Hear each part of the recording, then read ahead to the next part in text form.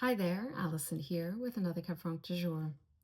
Today's wine is taking us to Anjou, and we're looking at the Pierre Ménard 2018 Anjou Rouge Orion Alpha.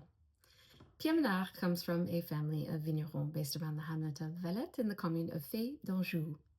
Following his viticultural studies in Angers, he spent some time doing vintages in Bordeaux, Porto, New Zealand, the Niagara Peninsula in Canada, as well as Hungary, before eventually returning home to establish his own domaine with some of his family's parcels. And his first vintage on his own was in 2013. Today, Pierre is farming around 4 hectares of vines, and his parcels are planted with primarily Chenin Blanc, except for a tiny parcel of Sauvignon Blanc and less than a half a hectare of Cabernet Franc, which he uses to make his Anjou Rouge Orion Alpha. So indeed, today's wine is taking us to Anjou. And since launching this project in the fall of 2020, my first trip to the Loire Valley was in May 2022. And I've since returned to the region 6 additional times in 2 years, and I still have yet to set foot in the heart of Anjou. You see, this is Chenin Blanc country here, and while Cabernet Franc is still the most planted variety in the Anjou-Saumur region, accounting for around 40% of the vineyard area, in the heart of Anjou, which is about 30 kilometers west of the city of Saumur, this is where Cabernet Franc is used more often for rosé production. And in fact, it is the white wines that reign supreme, thanks in part to the history and prestige of the sweet wine appellations of Côte de Léon, Bonnezeau, and the Grand Cru Carte de Chaume. Now, despite this shift in focus towards white and rosé wines, many of the domaines continue to make one or even two Anjou Rouge or Anjou Village, typically based with Cabernet Franc, although we do find the odd 100% Cabernet Sauvignon, Anjou Rouge, or a blend of the two varieties. And I make a point of tasting these wines regularly when I'm in the Loire, particularly during the salons that happen once a year. And I find these Cabernet Francs from Anjou fascinating. I find them fascinating, particularly because they tend to present quite differently than the Cabernet Francs from Saumur, Saumur-Champigny, Chinon, Bourgueil, Saint-Nicolas de Bourgueil, and that has a lot to do with the shift in terroir that we see here happen in Anjou. So in the western part of Anjou, particularly starting around the commune of Thouracé and then continuing westward, this is where the old rocks of the Massif Armoricain take over from the limestone soils of the Paris Basin. These old rocks, which are collectively known as Anjou Noir, are a complex array of primarily schists as well as slates and sandstones. These are dark, dense, brittle rocks that have really poor water holding capacity, particularly compared to the limestone soils that we find further east along the Loire River. In addition to this, because of where we are in Anjou, we are in the rain shadow of the Haut Bocage Vendée, which was once part of this ancient mountain range that was once as high as the Alps, and now has since over hundreds of millions of years been weathered down to just a couple hundred meters in most places. But this elevation is enough to block out the precipitation from the Atlantic Ocean, giving this area around 600 to 700 millimeters of precipitation annually and making this part of Anjou one of the driest areas in the Loire Valley. Now, these conditions are wonderful for Chenin Blanc for both dry wine production as well as sweet wine production. But for Cabernet Franc, the picture is a little bit more challenging. You see, Cabernet Franc is not a drought-tolerant variety. It needs a certain amount of moisture at regular intervals throughout the growing season in order to be very happy. And here, because of these arid, well-draining soils and the more dry climatic conditions that this part of Anjou experiences, Cabernet Franc can suffer from hydric stress in some vintages. This hydric stress can lead to an imbalance in the vine. This can not only lead to excessive pyrazines, but because of Cabernet Franc's structure and inherent rusticity, that can actually be amplified when it is under hydric stress, and that can create red wines that have more rustic and strict tannins in the mouth. In addition to this, I've noticed that these Anjou Noir soils for Cabernet Franc also tend to show vintage variation in a more pronounced way. All of that is to say that site selection for Cabernet Franc for red wine production in Western Anjou is quite critical. But on these superior sites in exceptional vintages, the expressions of Cabernet Franc from these soils can be really quite compelling with impressive structure, breadth, density, power, and complexity. And that brings me to today's wine, the Orion Alpha from Pierre Ménard. And this is consistently one of my top expressions of Anjou Rouge from this particular part of Anjou. Now, the parcels are coming from the commune of Faye d'Anjou, and this is located just west of the commune of Thouracé. And this commune has been historically really highly regarded as one of the top communes of the Côte de Layon appellation. Now, here we are on the north side of the Layon River. As I mentioned, we're just west of the commune of Thouracé.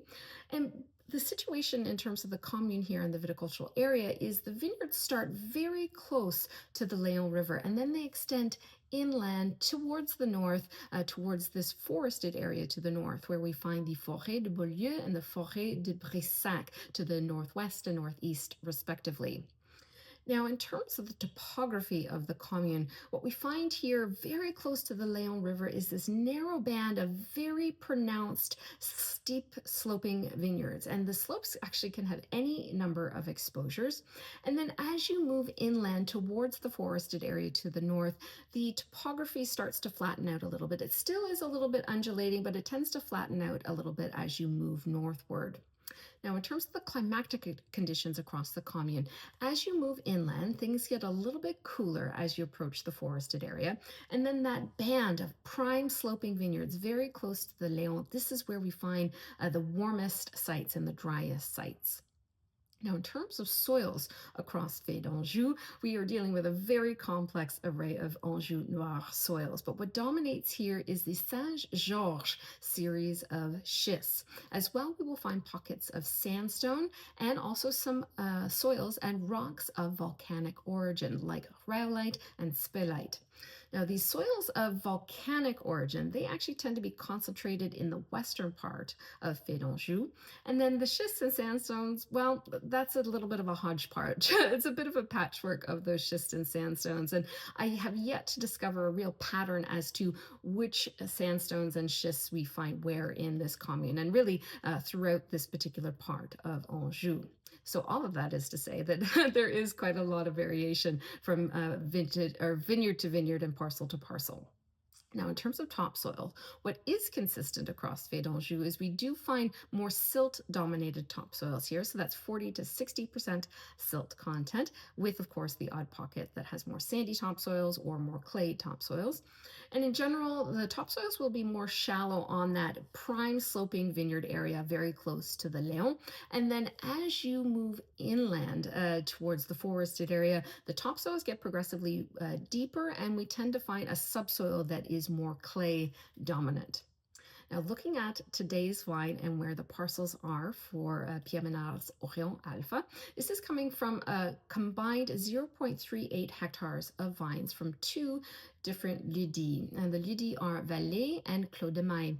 And these two lieux-dits are situated in the southeastern part of Faye d'Anjou. Valette is located a little bit further inland. It's very close to Pierre's domaine. And then Clos de Maille is part of this wonderful prime sloping vineyard area very close to the Layon.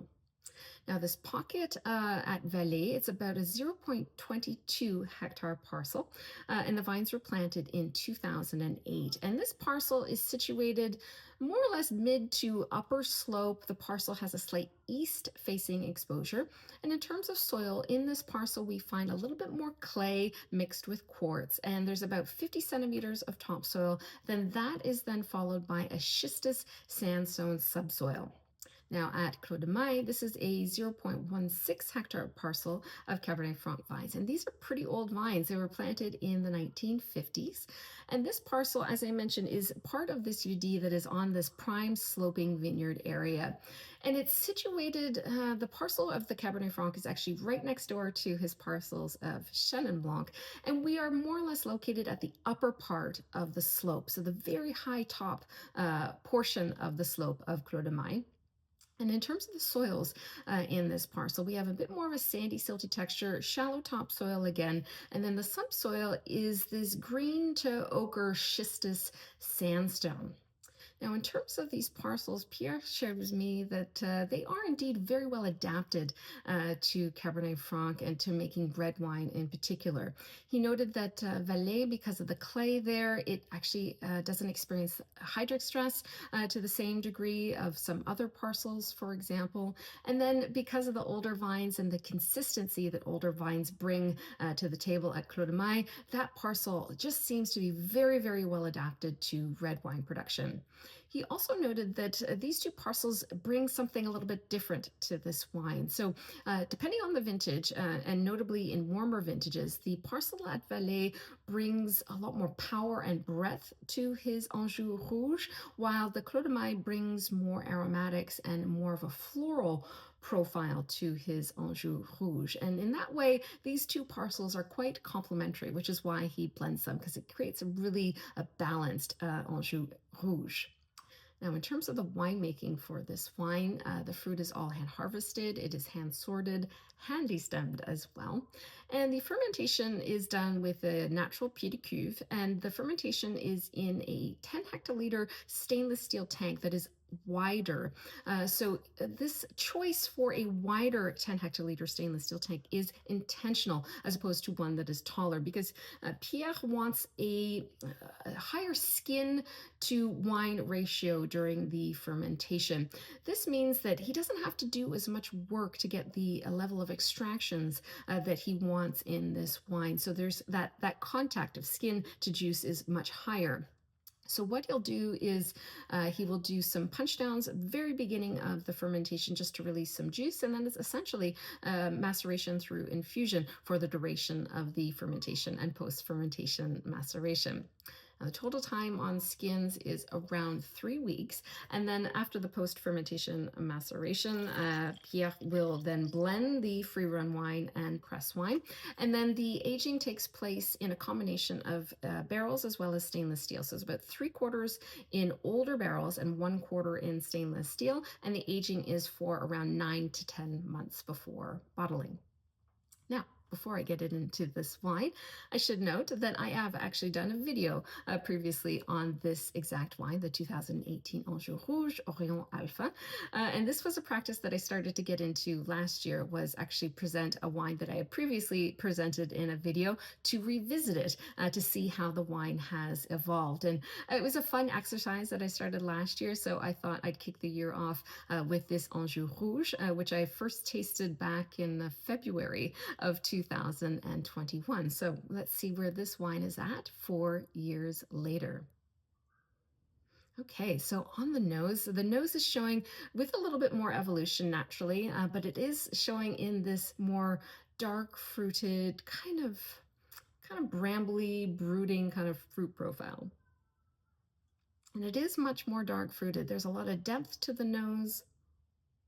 And I'm getting a mix of blue fruits like a blueberry compote. There's a little bit of black raspberry here as well. There's a touch of cassis here too, maybe even a little bit of plum. But the fruits do lean a little bit more darker. There is this kind of sultry character about this wine that I totally love. What's interesting about this wine, particularly compared to what it was like 4 years ago, is now the earthy profile is coming through much, much more. This was a bit of a fruit bomb 4 years ago when I tasted it, and now the earthy side of Cabernet Franc is starting to come through. So in terms of that profile, what is really interesting is it leans very foresty. It's as if you're walking through this big evergreen forest. So there's like cedar leaves, spruce leaves, fir. And that's really what dominates, which is really quite cool. And then there's a nice herbal profile that leans a little bit more in that kind of menthol space. So I'm getting like a little bit of mint. There's a touch of rosemary. There's even a little bit of like a purple basil note as well, which is quite nice. And then there's a nice spice profile to the nose as well. And it's quite exotic, actually, the spice profile. It's like a mix of cardamom. There's a little bit of coriander here, a touch of cinnamon stick. There's some nice florality to the nose too. It's a little bit subtle. It's a little bit more dry than what it was 4 years ago, and that makes perfect sense. But yeah, I love the nose of this wine. It's really seductive. It just has this really compelling depth to it and purity and just concentration. There's a lot going on here for sure.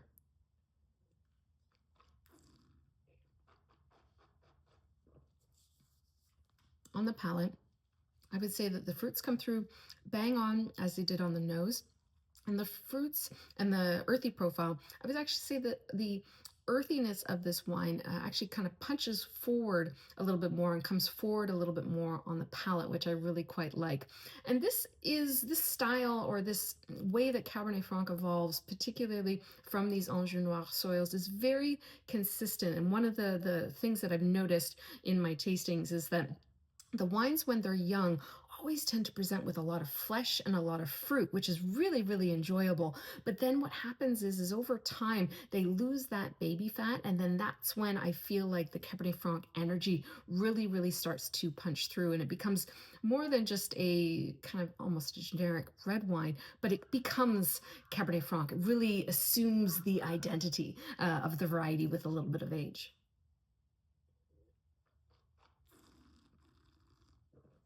Yeah. I love how this has just shed all of its baby fat and has really become something much more harmonious, much more integrated, and much more compelling, really, on the palate. The spice comes through in a really beautiful way. There's some additional layers in terms of the spice and some of the tertiary layers here. I'm getting a little bit more of, there's like a little bit of like a nutmeg note. There's a little bit of an allspice note. And then in terms of some of these tertiary layers, which are particularly interesting, I'm getting some cigar box. There's a touch of like a smoky, ashy thing as well, which is really quite interesting. And I noted 4 years ago there was actually kind of almost like a tar like note in this wine, and now that's almost evolved into kind of an ashy kind of cigar box kind of profile, which is really quite interesting. There's also a little bit of a dark chocolate note on the palate, which I quite like.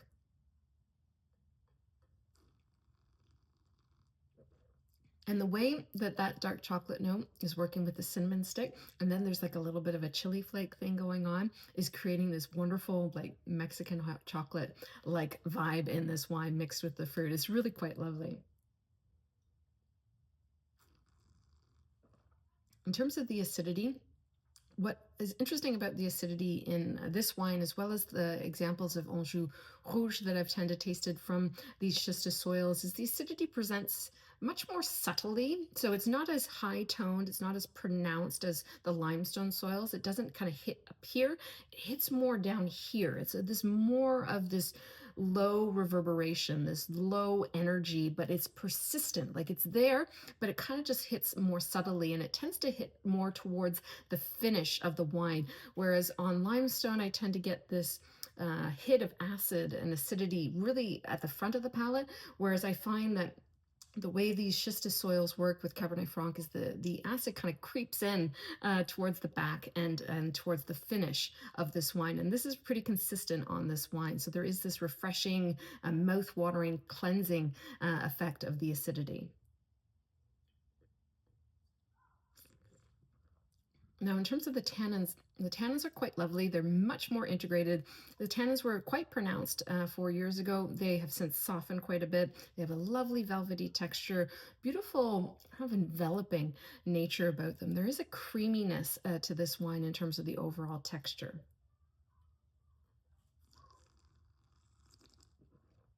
Yeah, there's a lot going on here. There's terrific breadth to this wine and composure and roundness as well. And again, that's in keeping with some of the other examples of Anjou Rouge that I have tasted. Is there is this kind of grandeur to the wines, and they do pronounce in a way that is kind of broad and quite full in a lot of ways. But at the same time, it's supremely elegant. Like, this is just so finesse driven, so elegant, and there is this real grace to this wine that is quite pretty.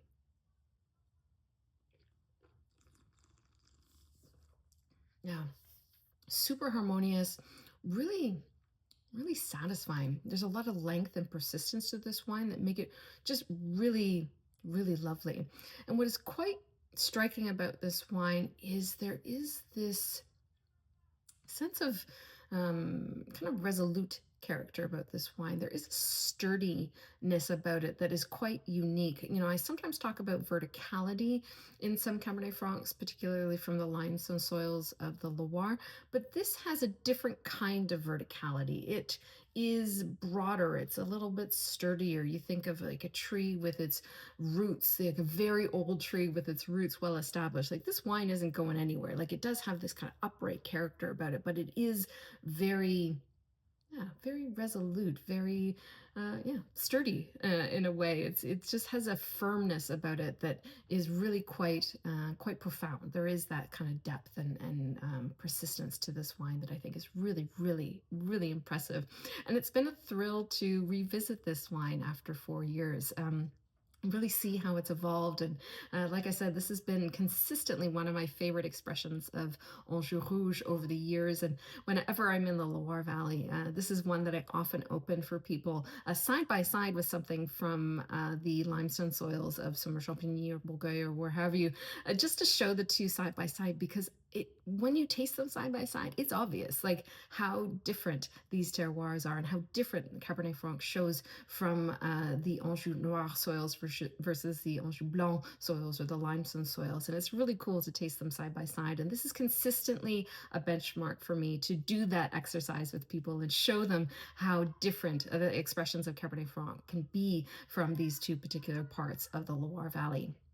Now, if you have had the pleasure of tasting the Orion Alpha from Pierre Ménard, I would love to know what you thought of this wine in the comments below. Or perhaps you have another favorite Anjou Rouge from another producer in Western Anjou from these schistous Anjou Noir soils. I would love to know who that is in the comments below.